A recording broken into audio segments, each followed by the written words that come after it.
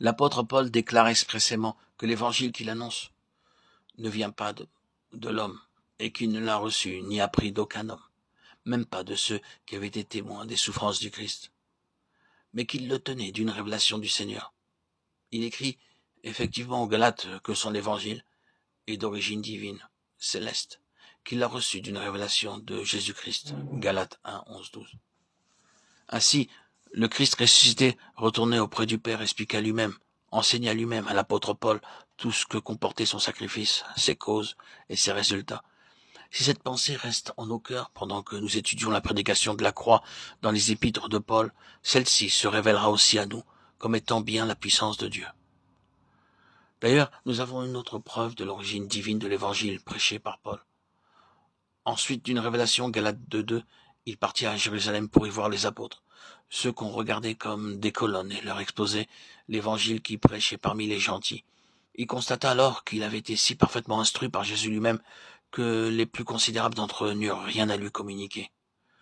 Ceux qui avaient suivi Jésus sur les chemins de la Palestine, qui avaient été les témoins de sa mort, avaient conversé avec lui après sa résurrection, ceux qui avaient été baptisés du Saint-Esprit le jour de la Pentecôte, n'eurent rien à communiquer à celui que le Seigneur avait choisi pour être le messager de son amour.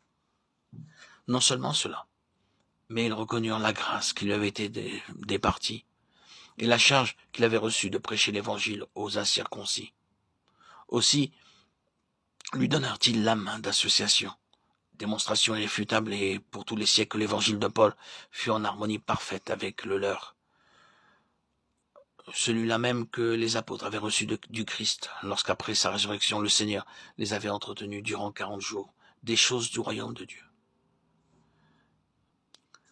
Puisque c'est le Christ lui-même qui donna à l'apôtre son message, la prédication de la croix, nous ne saurions nous étonner que celui-ci domine sa vie, et qu'elle soit le thème constant de ses épîtres.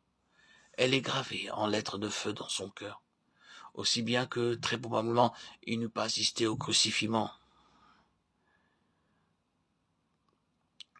Car si Paul avait assisté à la tragédie du calvaire, il eût sûrement fait allusion en l'un ou l'autre de ses écrits. Il parle du sacrifice et des souffrances du Seigneur avec tant de force, et une si manifeste illumination du Saint-Esprit qu'il peut écrire aux Galates que Jésus a été comme crucifié au milieu d'eux. Ô Galates insensés, écrit-il,